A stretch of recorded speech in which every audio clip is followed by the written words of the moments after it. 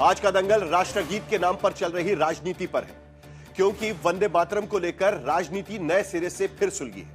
6 फरवरी को केंद्रीय गृह मंत्रालय ने अधिसूचना जारी की और अब स्कूलों में रोज और सरकारी कार्यक्रमों में वंदे मातरम के 6 छंदों वाला गीत गाया जाएगा। अनिवार्य भी होगा। जहां राष्ट्रगान भी होना है, वहां पहले राष्ट्रगीत वंदे मातरम गाया जाएगा और फिर राष्ट्रगान होगा। इसे लेकर मुस्लिम समुदाय की ओर से आपत्ति शुरू हो गई है।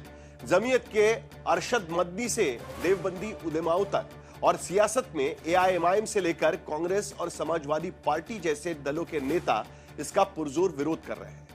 मुस्लिम पक्ष का तर्क है कि वंदे मातरम के 6 छंदों में मूर्ति पूजा की पंक्तियां हैं, जो इस्लाम धर्म के खिलाफ है और इसीलिए इस गाने के लिए अनिवार्य करना असंवैधानिक है। एआईएमआईएम ने कहा है कि संविधान में वंदे मातरम को लेकर कोई जिक्र नहीं है। सरकार सियासी मंशा के साथ जानबूझकर ऐसी कोशिश कर रही है। टीएमसी कह रही है कि राष्ट्रगान से पहले राष्ट्रगीत गाने का नियम बनाकर बीजेपी गुरुदेव टैगोर का जानबूझकर अपमान कर रही है, क्योंकि वो सेक्युलर थे। हालांकि बंगाल की राजनीति में मुस्लिम नेता बनकर अब फिलहाल उभर रहे और बाबरी मस्जिद बना रहे हुमायूं कबीर को वंदे मातरम गाने से कोई ऐतराज नहीं। उसी तरीके से जम्मू कश्मीर में नेशनल कॉन्फ्रेंस के नेता सलीम को भी वंदे मातरम से फिलहाल कोई ऐतराज नहीं नजर आ रहा। लेकिन बहस छिड़ चुकी है और इससे पहले राष्ट्रगान को लेकर भी सुप्रीम कोर्ट तक लड़ाई जा चुकी है। अदालत ने जबरन राष्ट्रगान गाने को मजबूर करने को असंवैधानिक करार दिया गया था। और ऐसे में आज हम दंगल में यही चर्चा करेंगे कि क्या स्कूलों में वंदे मातरम की अनिवार्यता मुस्लिम धर्म विरोधी है? क्या वंदे मातरम गाने से इनकार करना राष्ट्रभक्ति पर सवाल खड़े करता है? और क्या वंदे मातरम का राजनीतिक इस्तेमाल किया जा रहा है? ऐसे तमाम सवाल हैं, लेकिन हम चर्चा करेंगे। लेकिन पहले यह रिपोर्ट देखते हैं।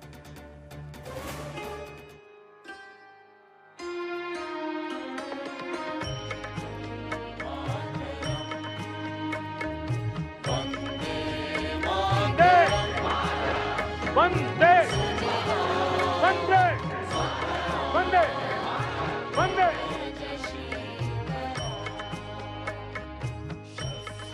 गजब का इत्तेफाक है कि जिस साल पश्चिम बंगाल में चुनाव है, उसी साल वंदे मातरम के भी 150 बरस पूरे हो गए और इस मौके पर केंद्र सरकार के एक फैसले ने देश में फिर से सियासी बहस छेड़ दी। एक तरफ तो सरकार स्वतंत्रता आंदोलन के मधुर मंत्र वंदे मातरम की स्मृतियों को सम्मान देने के लिए 7 नवंबर 2025 से 7 नवंबर 2026 तक राष्ट्रव्यापी उत्सव मना रही है। सिक्कों से लेकर डाक टिकट तक जारी कर चुकी है, पोर्टल तक बन चुका है। लेकिन राजनीति तब शुरू हुई जब 6 फरवरी को केंद्रीय गृह मंत्रालय ने एक गैजेट नोटिफिकेशन निकाला। इसके मुताबिक वंदे मातरम को लेकर नए प्रोटोकॉल तय किए गए। निर्देश है कि सरकारी कार्यक्रमों और स्कूलों में वंदे मातरम का गायन या वादन अनिवार्य है। वंदे मातरम के पूरे 6 छंदों का गायन वादन होगा। अवधि 3 मिनट 10 सेकंड की होगी। सरकारी कार्यक्रम में राष्ट्रगान भी होना है तो वंदे मातरम पहले गाया जाएगा। वंदे मातरम के गायन वादन के दौरान सावधान की मुद्रा में खड़ा होना अनिवार्य है। सिनेमा घरों में फिल्म के अंदर बजने पर खड़ा होना अनिवार्य नहीं। राष्ट्रपति, राज्यपाल के कार्यक्रमों में, नागरिक सम्मान समारोह में यह अनिवार्य होगा। वंदे मातरम की इस अधिसूचना में गायन वादन की अनिवार्यता की शर्त को लेकर मुस्लिम नेताओं और धर्मगुरुओं ने आपत्ति जाहिर कर दी। वंदे मातरम जन गण मन का रिप्लेसमेंट नहीं हो सकता।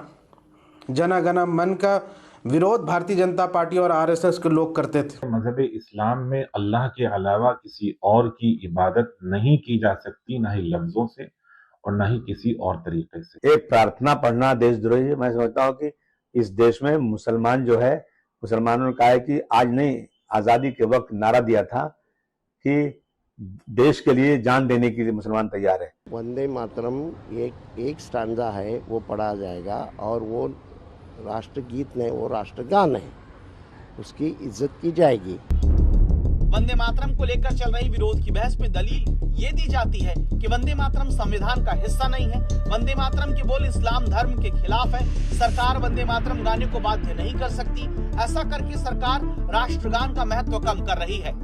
जब सरकारी आदेश है और वंदे मातरम राष्ट्रगान है, इसमें कोई दो राय नहीं है। As a nationalist, as a secular person, as nationalist person, as an Indian, मुझे तो किसी भी सूरत में परहेज नहीं इस चीज से।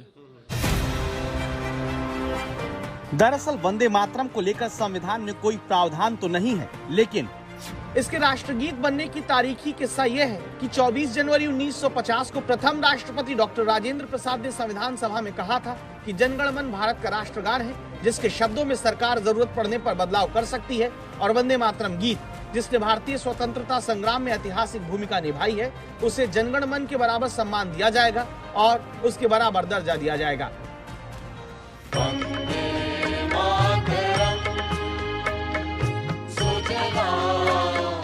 लेकिन बराबरी के दर्जे में मौजूदा सरकार ने वंदे मातरम के वो छंद भी जोड़ दिए हैं, जिसे लेकर इतिहास में भी सवाल उठने के बाद हटाया गया था।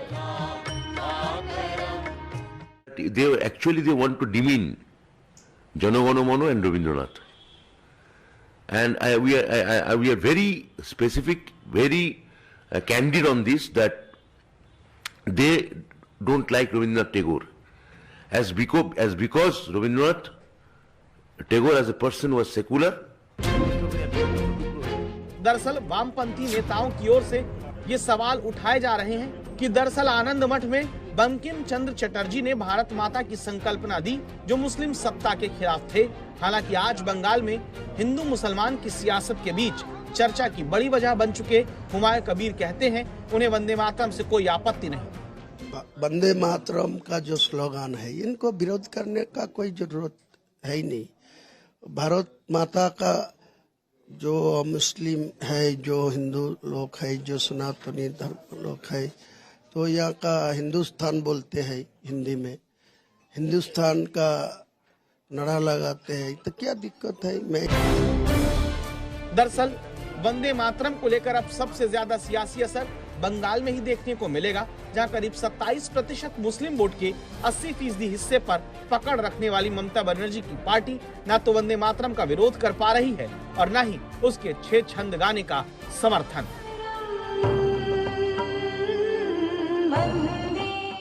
आज तक ब्यूरो।